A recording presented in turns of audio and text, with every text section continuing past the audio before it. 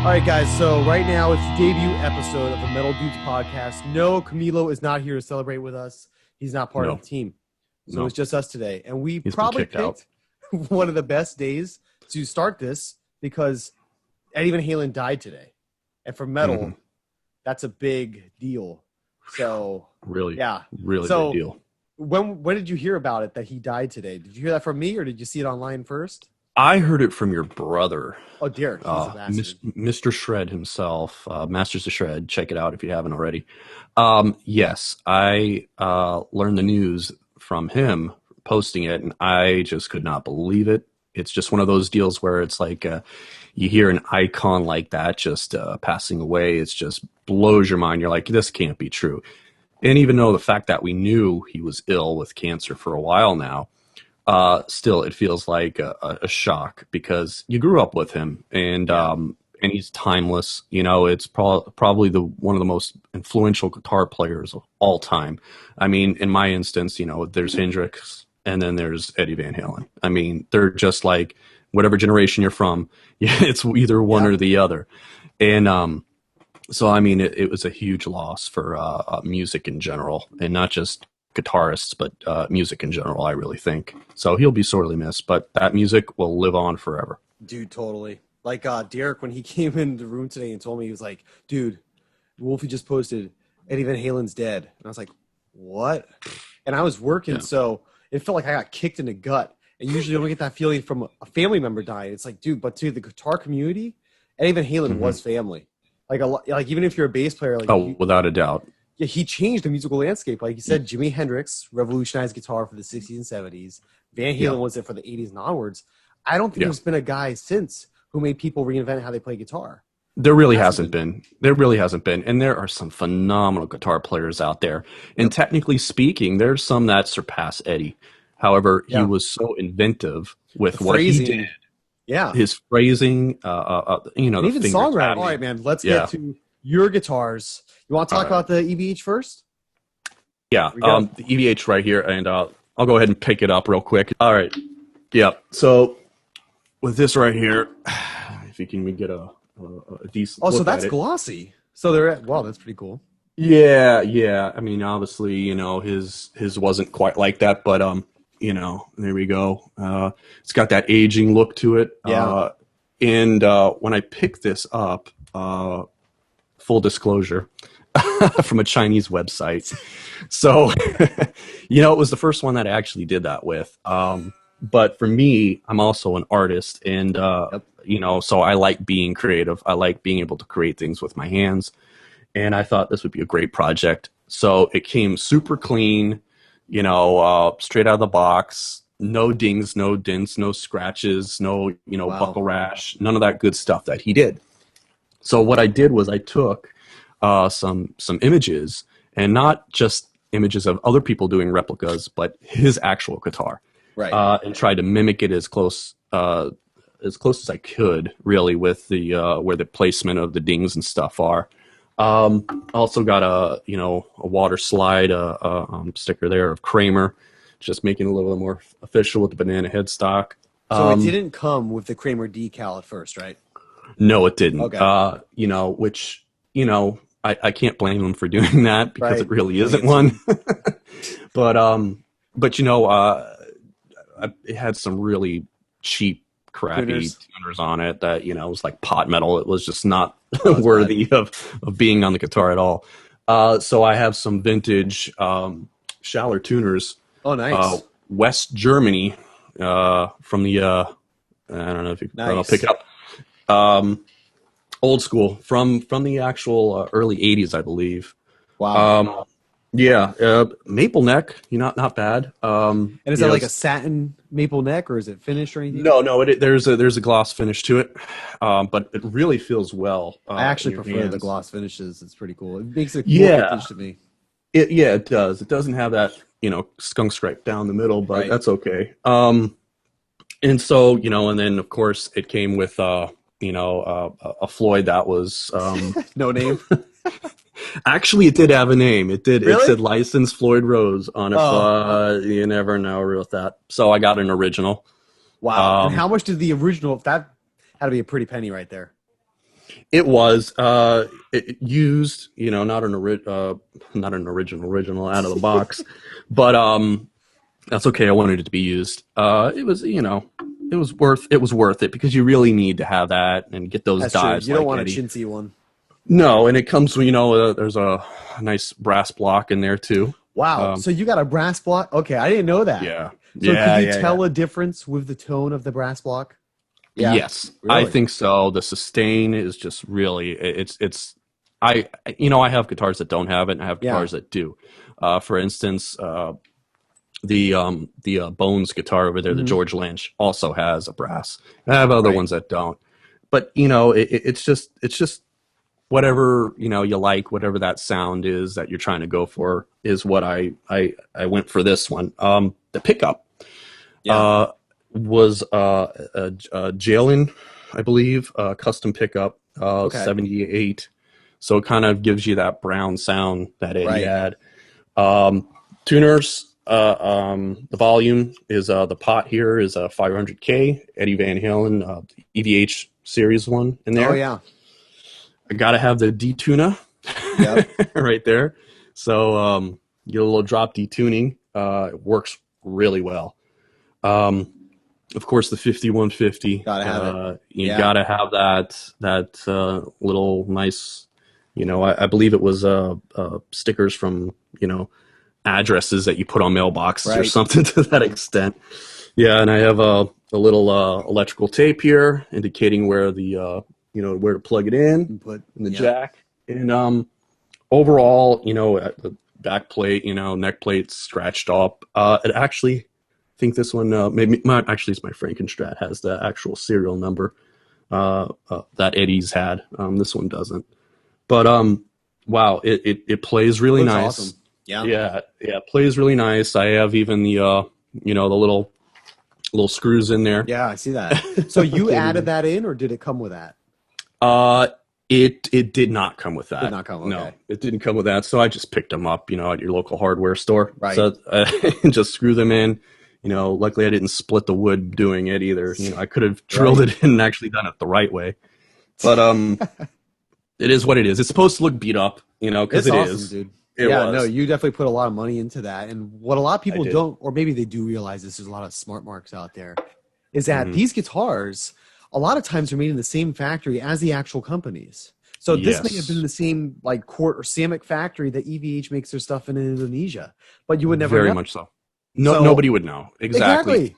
If anybody came over to your house and saw a guitar on the wall, it probably plays like a monster. They would never know it's not like the actual EVH one that's over like $1,800 just for that. It's crazy. Yeah. We saw it at NAMM. They had it on the wall there, and beautiful. And the craftsmanship, I'm sure, is better quality, to a degree, just because they have checks and balances that they have to deal with there.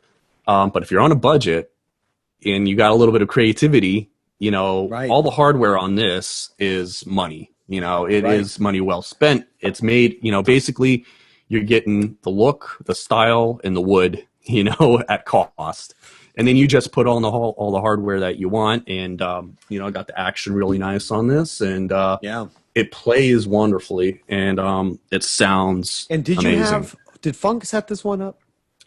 Or no? With this one, no. I had... was that Andy Green? I had Andy Green. Okay. Andy is amazing. I can't, stress enough. He's been doing this for so many years. He's set up most of my guitars. That's not to say that Funk isn't amazing as well, because he has done a great job with my Bones guitar.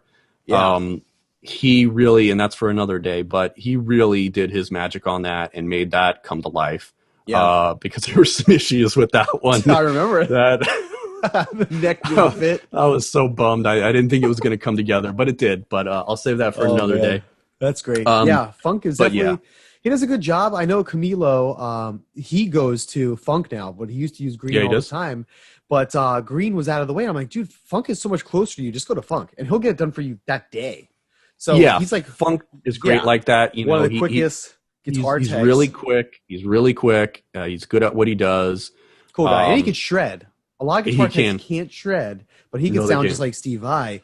But he is always going to let you know this isn't a full-time job for him. He Oh, has no. a job, and this is just, it's a side thing. So, stop It bringing is. me your guitars. He kind It of is. kills his own business. Because I'm like, dude, can you Yeah. do this for me? Can you do that? He's like, man, you really don't need to do. You have to understand, this isn't a full-time job. He's like, I'm a dad, Yeah. I'm just doing this, on the side. I do it for fun, but yeah, I mean, he'll take the time and he'll do a great job for you. And Right. And like I said, I go to Andy because my father went to Andy. Wow. Andy is a few blocks away from me, so he's actually okay. closer More now. convenient. He has just moved, and he's a big Eddie Van Halen fan. So when it came time for me to do this, I was like, all right, Andy, I'll let you do your magic on this one. Right. And he did.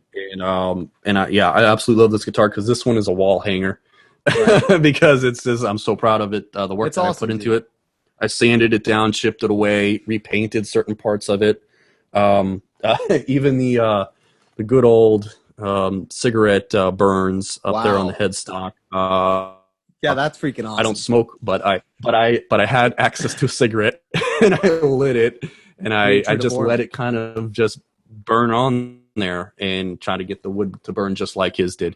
And great guitar. Yeah. I can't say enough about it. Dude. Yeah. Yeah, what people don't notice is Mike is an artist, and he has a lot of patience and time that he puts into making his stuff that I don't do. And Derek can't do either. No. Yeah, it's really time consuming, and just to make something like that and add the things he did to it is I don't have it in me. That's why you're the artist and I'm not. That's okay. We all have what we're good at. I've been just doing it for, longer than I'd like to mention. Probably since I was about 5 years old. Wow. So it's something that I have a passion for. So that's why, for me, it doesn't matter how long it takes. I'm going to enjoy it while I do it, and I'm going to love the outcome. Yeah. So, but it's not for everybody to do, and I understand that. For me, I just love to do it, and that's also goes back to the Bones guitars that's on the wall as well. There's a lot involved with that, actual carving and whatnot. But yeah. But yep, this is my 5150, and 5150. Appropriate for today's conversation, of course. Absolutely. And and let's see what you got in store here for. You're not going to play us Eruption? No. All right, so not today. All right, the one I'm going to start out with, it's the Epiphone 2020 standard Les Paul.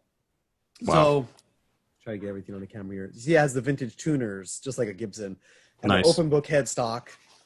So very, very fat neck on this guitar. Very fat neck. Me and Derek don't like fat necks. You like it like as thin as possible. Yeah. The Night Swan. You want it like, Everybody needs to understand, when me and Mike went to NAMM, to both Nashville and to Anaheim, the only thing we were on the prowl was for the thinnest neck guitar. However, that's all we cared about. That's all I care about. We were feeling the RGs. We were feeling the Night Swans. And I told him, I'm going to get that Night Swan. I'm going to get the Night Swan. I finally got the Night Swan. I was highly unimpressed with it. But besides that, now, getting older, like we were talking about musically maturing with our ears for tone, obviously, I think a fatter neck does help the tone, right? It does. Thickens it. It does. I don't own one yet. Right. But my father's Les Paul Gibson, which I believe is a 71 or 72, was his primary guitar his whole life, and gigged with it 1,001 times. But when I picked that guitar up, still there is nothing that feels as good quality and sound and feel in my fingers than that guitar. It's amazing. Right. It really is. And so there's a lot to be said about that still with Gibson products, despite some of their lesser, exactly, quality control sometimes an issue. But if you go way back in day, there's very few and far between when it comes to that. Yeah. But tell me about that one. Well, you got a D-profile 50s neck, they call it, which a lot of people say is not true to Gibson specs, but it brings the Epiphones closer to it. Now, I don't know if you can see the flame here. Oh, yeah, that's nice. Really.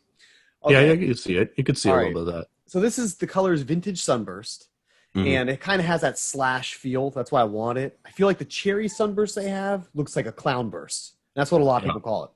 So this doesn't have any push-pull coil splits or anything like that. It's just got your simple 2 volumes, 2 tones. And the thing is, this is 50s wiring with CTS pots. So the other models don't come with 50s wiring. So that's kind of a upgrade over that. But this also has a long neck tenon. So if you were to take out this humbucker, you're going to see the neck like extends down to here, which is something that vintage Les Pauls from the 50s were made with. And then they were trying to cut costs, and they eliminated that from all Les Pauls after the 50s. Right. So some people try and say, why do the 50s Les Pauls sound better? And they all assume it's because of the long neck tenon, which was a cost-cutting measure in the 60s. So anyways, this guitar, it's got the Probucker pickups, the ABR lock-tone bridge. It sounds really good.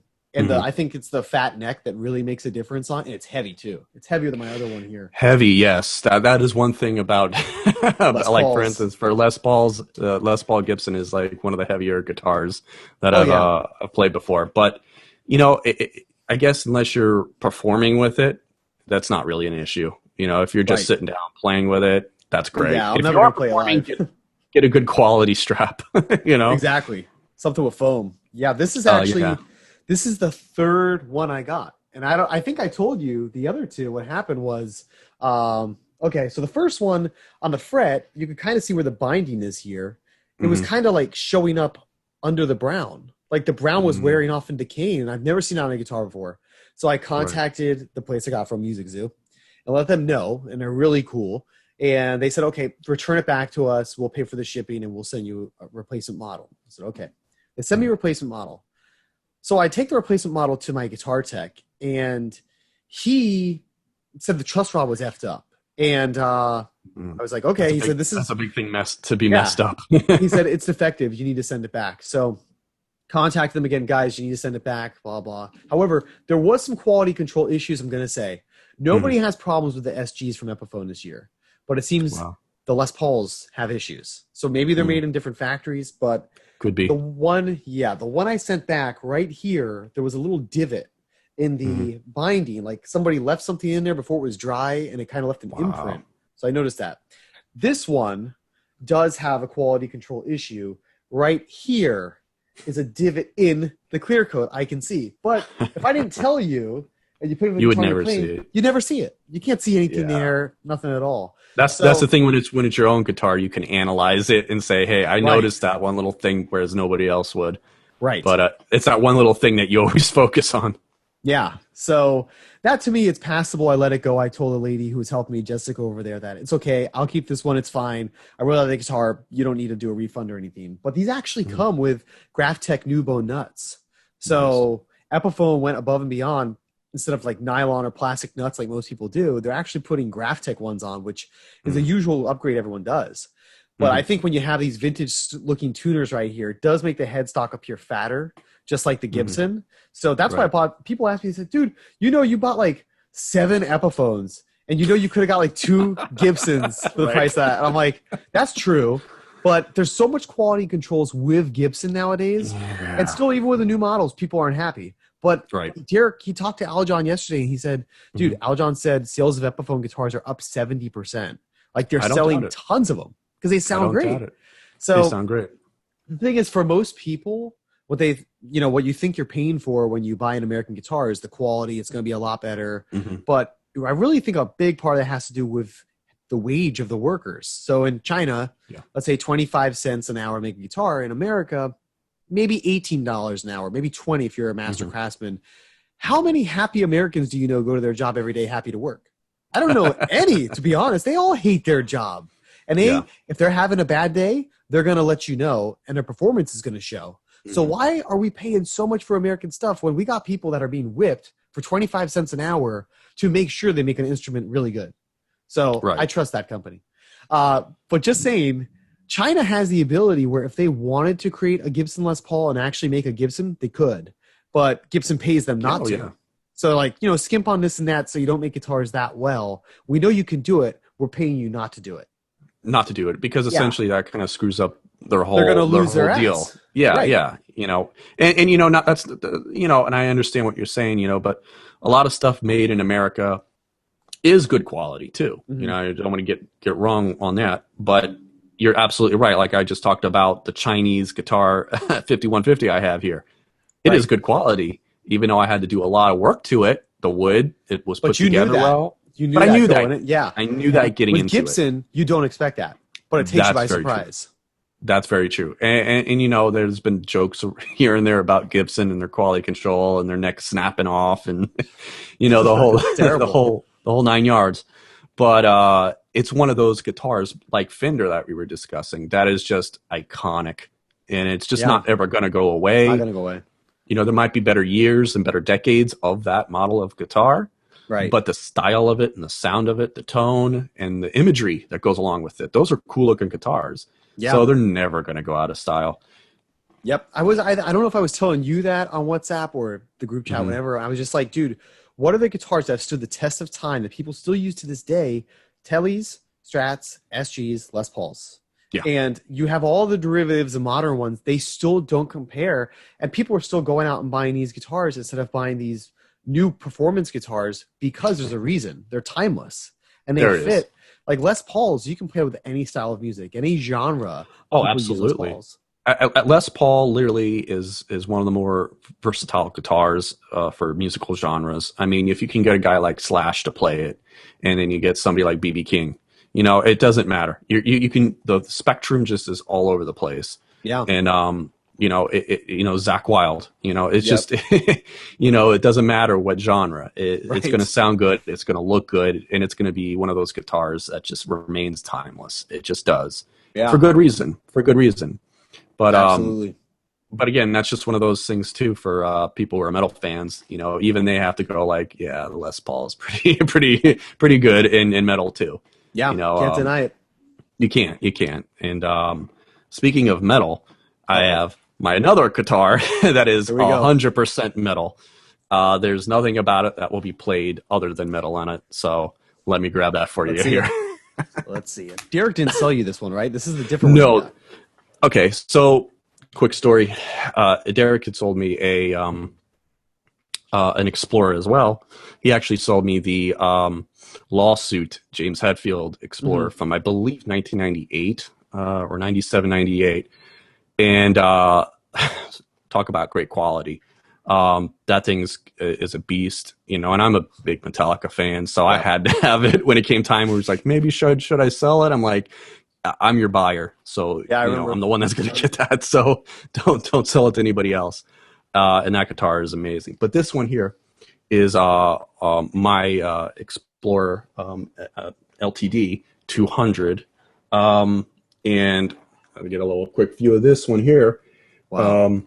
Yeah. So when I say this is metal, visually it is metal to begin with. It screams that. But it's also metal because of those bad boys there. Yeah. These are, you know, the real deal. These are the Black Winter Seymour Duncan pickups. And talk about high gain and screaming. You know, these definitely get the job done. I'm not the biggest fan of death metal or black metal or anything like that, but I do like the tone and the sound of it. And when it came time for this guitar, I said, you know what, I really would like to have one that is just a beast, a metal beast. And this one delivers. So I have the Goto. I think it's Goto. Goto. Yeah. Locking tuners. Oh, wow. So did those come on it, or you upgraded those? No, these did not come with it. They came with the typical LTD tuners, die-cast. which are fine, you know. But and even the pickups that came in this, which weren't bad. Yeah, they weren't that bad. If I didn't have this in mind, I probably would have just kept them, honestly. Right. But yeah, I just, you know, I had to do it, and I put all the gold hardware on it. And, you know, it is just really a really nice guitar. It plays well. Action on this one is really nice and low, too. And how's the neck on it? Is it thin? Is it chunky? It's not bad at all. I would say it's not super thin, but it's definitely not chunky at all. And I got this actually as a second. So nobody had this guitar prior to me, played it at least. It still had the plastic on the pickups and even on the back and all that good stuff. But I cannot find out anywhere where there's a flaw. And I've looked up and down this thing a million times. I don't know where it is. I can't tell you. I don't know. But practically brand new.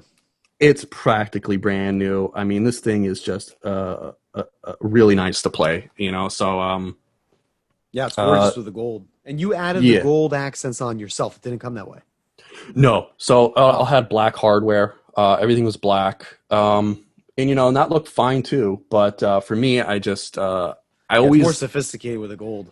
Yeah, and to go back to Les Paul, my father's guitar, you know, it had has gold hardware on it, and you know, and it just I always liked that, you know, and this has the white binding here, you know, that goes all the way up to the headstock, and for some reason it just reminded me of that Les Paul, and I like the black gold look to it, you know.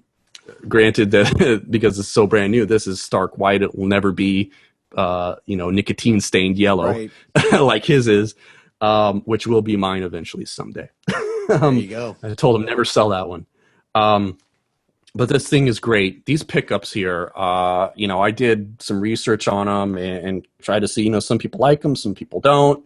It all depends on what you're trying to go for. Right. And for me, when I wanted this guitar to be a screamer, I wanted it to be intense and metal through and through, I decided to go with these, and I'm very pleased with it. So I can't say enough about that. It is just a great guitar. It is fun to play too, and that's always the biggest thing. You know, is it fun to play? Right.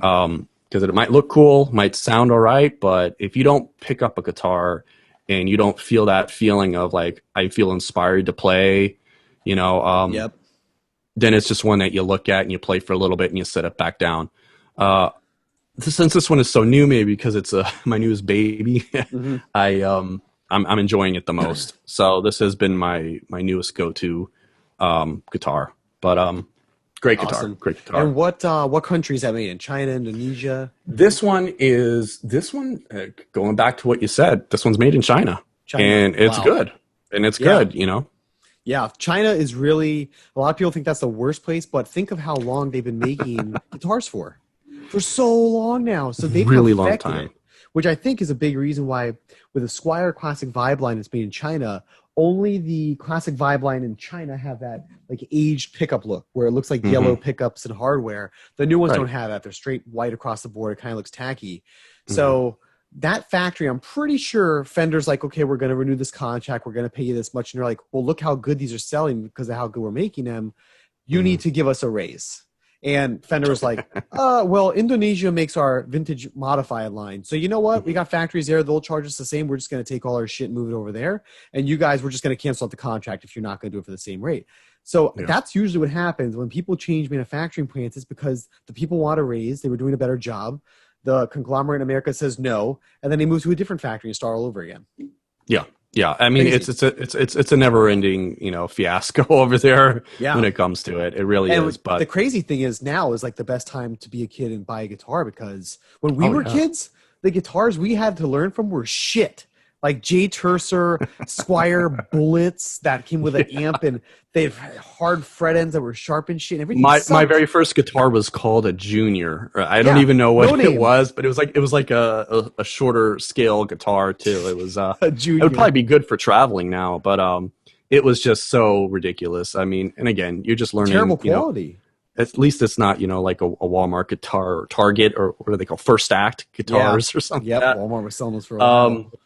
But yeah, now there's such a plethora of guitars to pick from, and anybody. And another great thing is, and I don't know if you and Derek had the advantage of having your father there to kind of teach you guys how to play or whatever it may be, but I had that, and but kids, because there was really not much of avenues, you couldn't go on YouTube like you can now. Yeah, and I sound like an old man. Oh, on the YouTubes. But no, really, it's true. It's you can learn these things and now better than ever. You know, I remember seeing again old VHS tapes, you know, of learning how to play, and then DVDs, you know. But now you just go online and it's there. It is. You want to know how to play this song? All right, you know, they'll show you tabs. It'll do everything, and go with slow motion, repeat it 5 times, whatever you need to do. You can learn it that way, which is great. You know, and even generation before that, you know, kids got into Guitar Hero. And when they got into Guitar Hero, they said, you know what? let me try the real thing, you know, and it's, Yeah. it's a little bit more complicated than pushing 4 buttons, and Right. but it's worth it, you know, Yeah. because it's a lot of fun to play, and Definitely. we need more musicians more than ever right now because of the industry Yeah. being, you know, turned upside down because of you know, the apocalypse here that we're in. Yeah. So Yep. Rock needs to make you a know, comeback. it does really, and you know, but again, this is just this is one of my few explorers I actually have, Awesome. but this is my new fun one to play. Definitely an awesome guitar. Yep. And what do you got next? All right. So I know I showed you guys a Les Paul, but I'm going to show you another Les Paul. So this is the, let me see here. This is the Les Paul Classic Epiphone. So this is a lesser model than the 50s. So it's a honeyburst finish. You can see the zebra pickups. Yeah. All natural on the back. Looks pretty nice. Mm-hmm. You got Grover tuners on here instead. Grover, that's nice. So main differences is you do have a out of phase switch when you lift that up. When it's in the middle position. You got the split coils right here to make the single coil versions. So you have a lot of pickup configuration sounds you can get on this, which is why I want it. Because I want the standard. Yeah.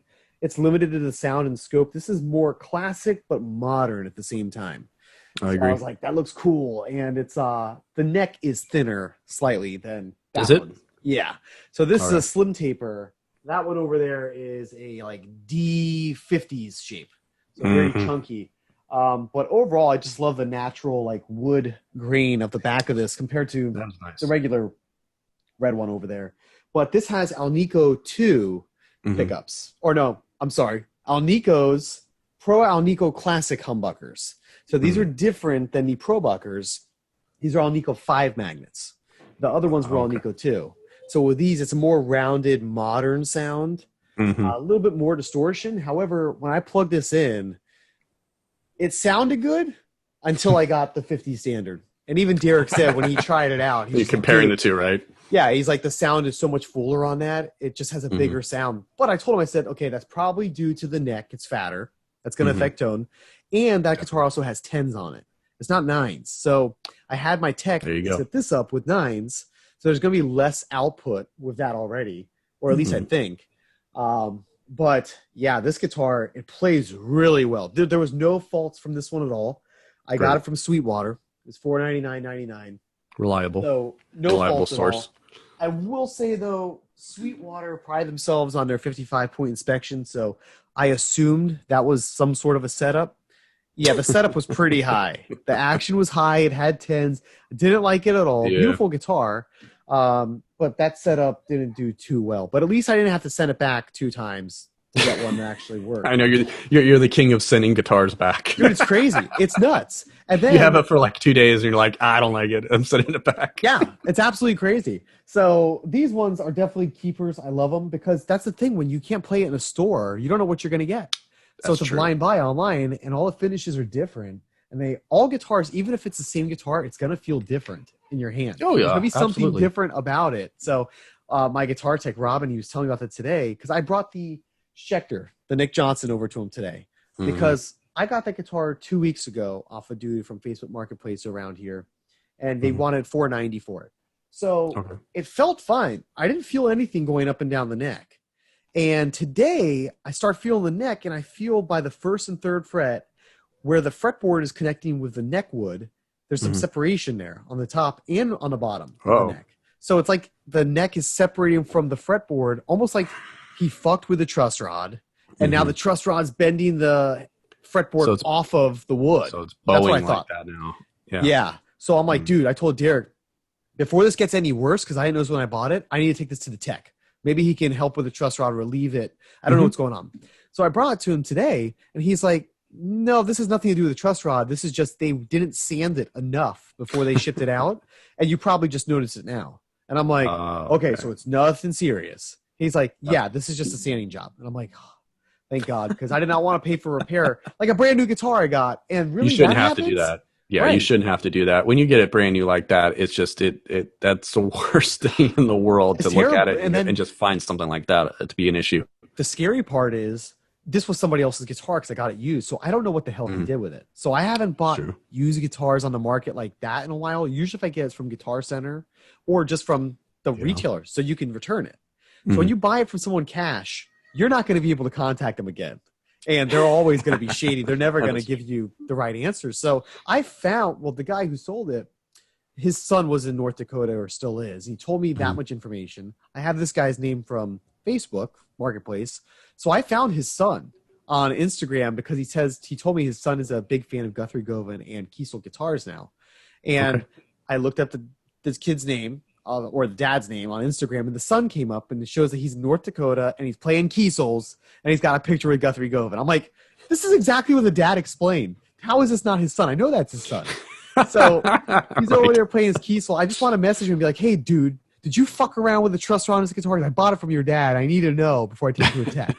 So I want to do that, but I'm like, he's not going to answer. He's probably going to call the cops on me, thinking I'm crazy. Get a restraining order for you. Yeah. So luckily, I saved myself a heart attack when I brought it to my tech today. He told me that. I was like, okay, thank God, because I was going to be so dejected if there was a huge issue with that. And then I'd have to dump it, but I, in good conscience, wouldn't be able to dump that guitar like that to somebody. No, I mean, that's, you know, that's one of those things, you know, where you pass off a guitar, and I've sold a few before too. You kind of have to not be shady about it because, you know, you reap what you sow.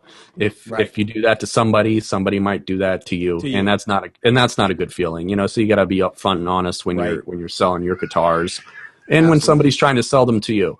I mean, it's just the right thing to do, especially for musicians. It's kind of this smaller world. You don't want to do something like that to just, you know, screw with them just for a couple bucks extra. But it's ridiculous. But people do it. But people karma, do it's it. going to get them back. It does. Or Judas, and then I got it. All right, what's your guitar? So my last is a bass, and it happens to be my favorite bass in my collection. When it comes to basses, I'm more of an Ibanez guy. I don't know why I have loyalty. Doesn't make sense. But I have 3 Ibanez guitars, bass guitars.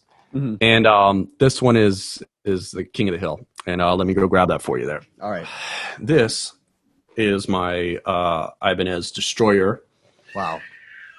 Yeah, you gotta like get that closer to the camera and let it focus. Yeah, 1984. This guitar is, and it is. I believe it was called "Breaking the Chains." I don't know. It sounds like it might be a Jeff Pilson bass guitar from Dokken or something. But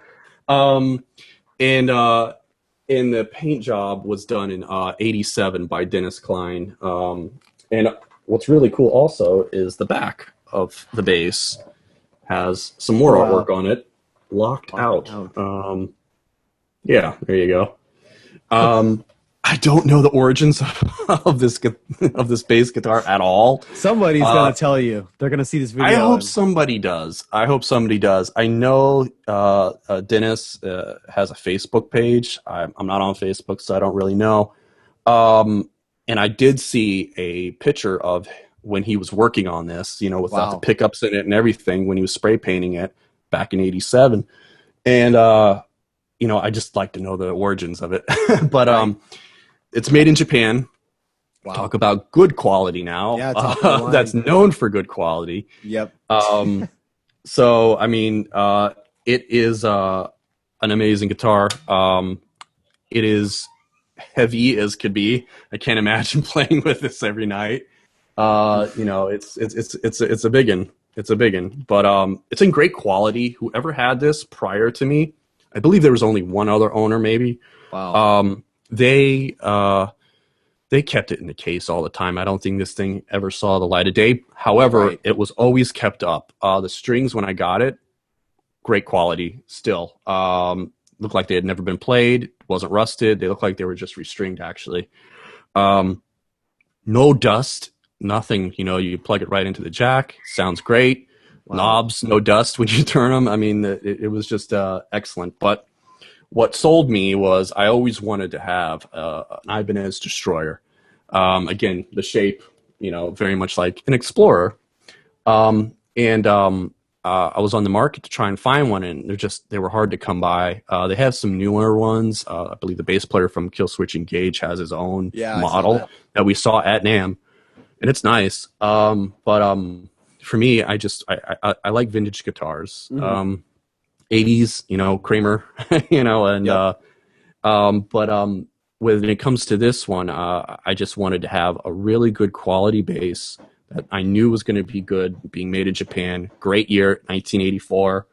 And then when I saw this artwork, I like, this artwork looks really cool. The date that the artwork was made me think, you know what? There wasn't a lot of airbrush people out there in the 80s airbrushing guitars. And I said to myself, you know what? I wonder if it's that guy. Not really knowing his name at first, but knowing his guitars, Mick Mars, Zach Wilde, Nikki Sixx. So he's painted on a lot of guitars. So when I saw it, I thought, I think I know who that guitar, who painted that was. And then I looked up the name, and then I was just shocked. I'm like, it was so undervalued because whoever had it before me had no idea of the artist and the history behind the artist. So and how much did you end up paying for that? I can't remember. I can't remember either. And did it come with a hard shell case? It did. It came with the original Ibanez Destroyer case that has this. Yeah, that has this weird orange interior inside. It was like, okay, I guess that's fine. The case is in good shape too. So when I saw this guitar, I was like, it was under $1,000. Obviously, I wasn't going to pay that. Just because I really, I wanted it, but I didn't want it that bad. Right. I already have other basses that I do play more. But then I saw it, and I had to have it. And again, if anybody in the world knows the origin story, please come forward, comment. If it was, your bass, or you saw, or who had this bass locked out, let me know. Let somebody know here that knows me to tell me. But it's a great bass, and I can't say enough about how amazing it sounds too. Right. But yeah, that's my bass there. That's awesome. Awesome. Great. All right, you got one more in your arsenal, right? We got one more in our arsenal. And I'm going to pull out all the guns right now. It was used for $568. And it came with the Epilite case. So this guitar is usually $849.99. It's a limited signature model. And I saw it. I really didn't need it, but only one was available at Music Zoo. And I'm like, you know what? Excellent condition. I got to get it. I'm paying $568 for that. How can you beat it? So yes, all my guitars are Epiphones that I showed everybody today. And yes, behind me, all those guitars are imports as well. So this right here, and you may have remembered, we saw this guitar at the Nashville NAMM, and I didn't care for it, but I still ended up buying it today. So this is. Oh yeah, let it zoom in here. It's out of focus. Oh wow. That's the Vivian Campbell Holy Diver Epiphone Les Paul. You weren't kidding, huh? Yeah, buddy, you know me. So I didn't tell anybody I got this guitar today. This is the Master Unveiling. Wow, you sneaky boy. I didn't want to jinx myself, to be honest, because when I tell you guys what I'm going to get, it usually comes and there's a problem with it. So what's the problem? Let's find out right now. Yeah. So this guitar is the Vivian Campbell Holy Diver Epiphone limited edition one. So basically it's a replica of the Gibson he played when he recorded, I believe, the first the Holy Diver album, the tour. So he had two X2N humbuckers in here by DiMarzio. Obviously, I'm never going to use this one. You're never going to get clean tones from that ever. Don't use it for that. This is really only to play Dio riffs and possibly learn the Holy Diver solo. And that's a great thing to do. Yeah, that's it. I recommend that to everybody. Learn your Dio. So you got his little autograph back here. I don't know if you could see it. Regular tuners. Yeah. The headstock is a little bit different.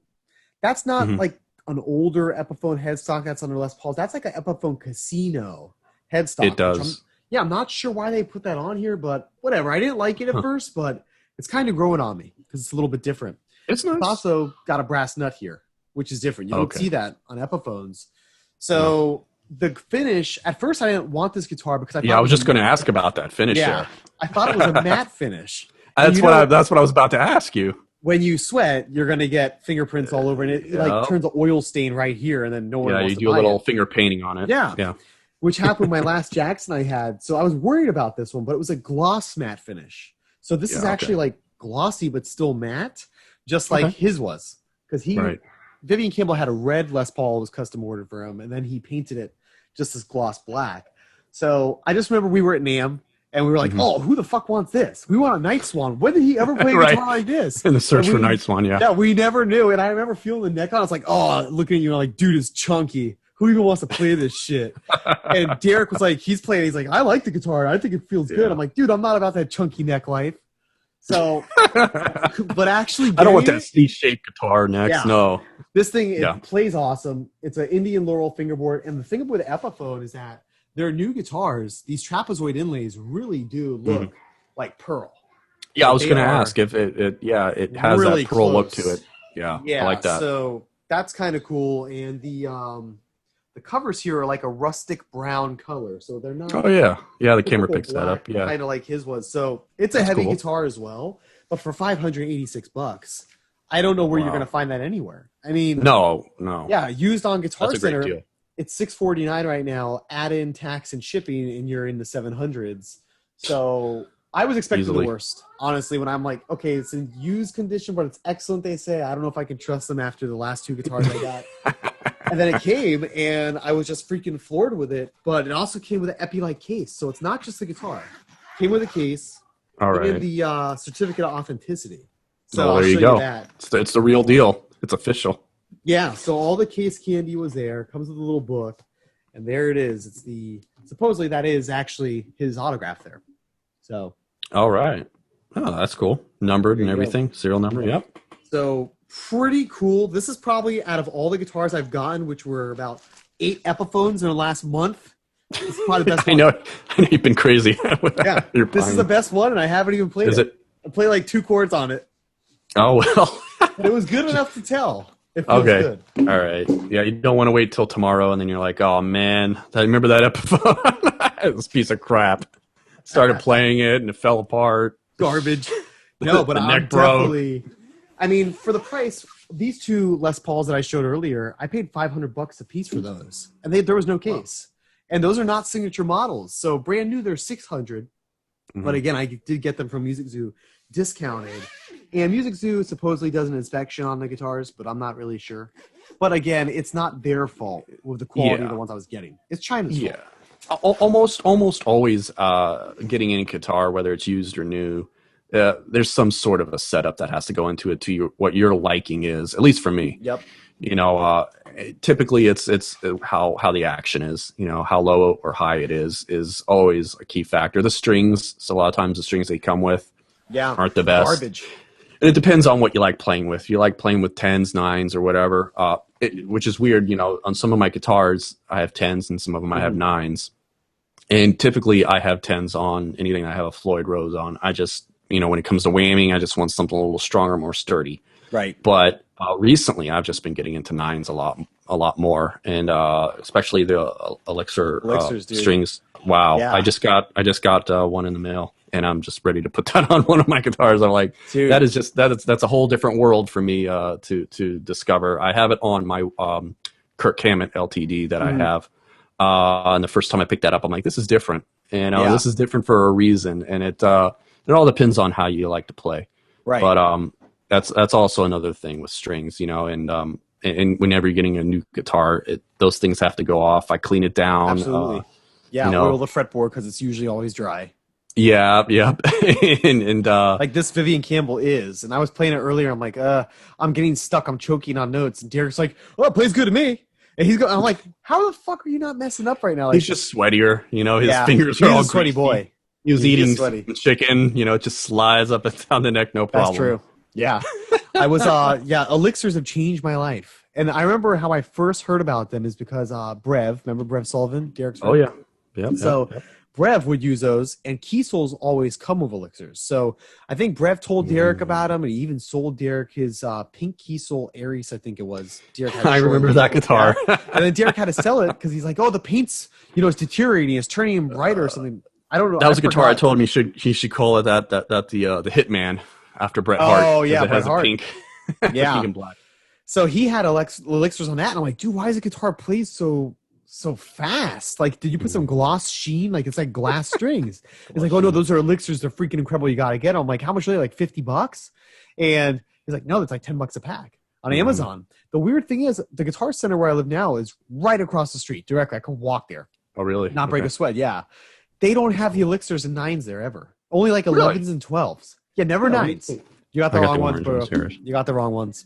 Oh, I did. All right, you got the nano webs. Those are yes, I did. I know than polywebs. Then polywebs. Yeah. Yes. No, I know what I was getting into. It's an easy transition into with elixirs. I needed something with a little more bit.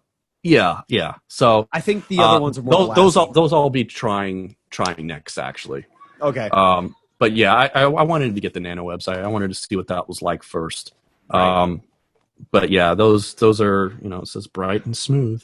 Yeah. I'm not lying. Yeah, those strings are, they definitely last longer and they just feel better. And if they feel newer longer, I used to have funk set up my guitars with the Ernie Ball Slinkies and 9s, thinking those are the top strings. Yeah. Dude, they don't last long at all. Like, they break easily. And my G string, the G string always, like, it rusts and corrodes. And funny never story, stays everybody. in tune either. Yeah, I remember we were going to NAMM in Nashville, and some weird synchronicities were happening. So I remember the G strings. Mike was on a plane. He's like, "We can name some band or something the G strings." And I'm like, "Why the G strings?" And he's like, "Because that's the string that always goes out of tune." And I'm like, "Oh yeah, it really is." And then we went to the Gus G show at the House of Blues at the end of the night, and we got in there because they were doing sound check because Derek got us in early. Right. And so he's doing sound check, and he's like, man, the guitar keeps going out. Oh, no. This wasn't then. This was at the Morley interview we did in the hotel room. Oh, right. Yeah. With his new guitar that he was testing out. Yeah, the new Jackson, his new model. And he's tested it out, and he's just doing a couple runs. And then it goes out of tune, and it kept going out of tune. I remember that. And he's like, this freaking G string. And I looked at you, and I'm like, dude, synchronicity. We were talking G strings. And then later that night, so we were on the airplane, and along with the G string, it was a story about Cold Sweat, the only good Megadeth song on the Super Collider album. And you told me to listen to it, the Thin Lizzy cover. And so I'm like, yeah, I'll give it a listen. And that night, when we're seeing Gus G perform at that show, they're warming up, and they're like, what song you want to do for the encore, the cover song? And they go, let's do Cold Sweat. And we looked at each other like, of all the songs, dude, Cold Sweat. All the songs you can cover in the world. The one that could have also been the Law of Attraction, because we put that out there. You go. The G strings, Cold Sweat, and then everything. These are some good names for bands. Law of Attraction, Synchronicity. Although it wasn't that was a Genesis album, I believe. The name of a Genesis album I think too. It was. Or no, I'm sorry. Police, right? Or one of those. I forget. One of those. Yeah, I think it's the album on the wall. It's the Police. It's the Police. Yeah, the Police. Okay. Yeah. All right. Well, I think that's oh, hold on. You know what? I did get a mask today. Let me show this to you and the viewers before we. All right. Let's see what we got here. I was planning on doing this as a costume for Halloween, but I don't know. I think Derek should just make a video of him wearing it, playing like a Metal Health solo, and it would be a lot cooler like he usually does. So this, made by Trick or Treat Studios. Dude, I got it. Got it, didn't you? You actually got it. Buddy. You were talking about that with me, what was that, like 2 years ago almost? Yeah, and I totally forgot until Frankie Banali died. Rest in peace. And I was telling Derek, like, dude, I should have bought that mask, because now they probably sold out of them. Mm-hmm. But Amazon had it. It was $23. And so, yeah, I think I'm probably never going to wear it. I'll just hang it on the wall. You have to go as in Halloween wearing that, because, masks are required. So that's why I have my my Jason Voorhees mask over there that I might be donning. Everybody's telling me to be Thor, but I always want to be something scary. Because being like Thor is like dressing up like the Crow going to Satan's birthday party in South Park. But it's like nobody wants the Crow because they just think they look hot. That's why I dress up as for Halloween. I was actually the Crow for a Halloween once. When my hair was a little shorter and I didn't have a beard. I did the whole makeup and everything like that. But maybe this year I'll go as Lemmy. That could be good. I do have the bass. Rickenbacker also, so I could probably pull that off. I just need. You should probably just show the bass. Grumbly voice. Show it for the viewers. Just show it for the viewers. Just grab it. People, you gotta see this bass. It's pretty sick. For the viewers. For the viewers. So The Lemmy bass. here. Talk about heavy guitars, my goodness. It looks this heavy. one. Jeez. It's heavy in many different ways. There we go. That is badass, dude. And Look that at all is the satin. knobs. Yeah. Sick. Look at all those knobs. Oh, those sexy knobs. But yeah, so it's Wow. yeah, it's Awesome it's bass. nice. It's nice, and you know, Awesome. it's got the Satin. there you go. Yeah, two different wow, two jacks in there inputs. also. Yeah, satin black finish on it. Yeah, so I might just go as Lemmy for Halloween and Carry that heavy ass bass around. just carry this bump in, bass baby. around and just play Ace of Spades over and over again and say Happy Halloween, man. There you go. He's got the impression down, folks. Mike is a man with 1,000 voices. I am. His good I'm in impersonations. I'm in the wrong profession. I need to be in Hollywood. We need to get you out there. Be a star. This podcast is going to get you out there. It's going to get us. It all is. I already know that. I already know. It's going to keep Camilo in though. We're not going to let him get out. We keep him in the dungeon. Traitor. Camilo's in the dungeon. That's where he stays. That's where he's gonna stay. I'm going to play him Holy Diver the whole night. Oh yeah, I like that. That's his punishment. That is. No, well, that's actually a reward to hear that song over and over again. But That's true. It's a great solo. All right, ladies and All gentlemen. right. So that's the Lemmy Kilmister Rickenbacker. Yep. And All right. I guess we should call this night because I think we're already approaching like an hour here. So we're Wow, really? 45 Okay. minutes over our elapsed time. Yeah, nobody's going to hear this. Nobody's going to listen to Yeah. it. They're going to get to 5 minutes of it and like, nah, I'm not listening to these metal dudes. Absolutely. Hopefully not. That's going to be it for him. All Yeah. right, so people, All right. we are signing off. This is Todd. That is Mike. We are the metal dudes. Camilo's not here. Who knows if he'll ever join us in the future. Yeah. And Dungeon boy. hope you enjoyed the show, and we'll be back at you with another episode soon. All right. See you. There you go. Cue music. Boom. Okay. All right, finally, that fucking shit is over.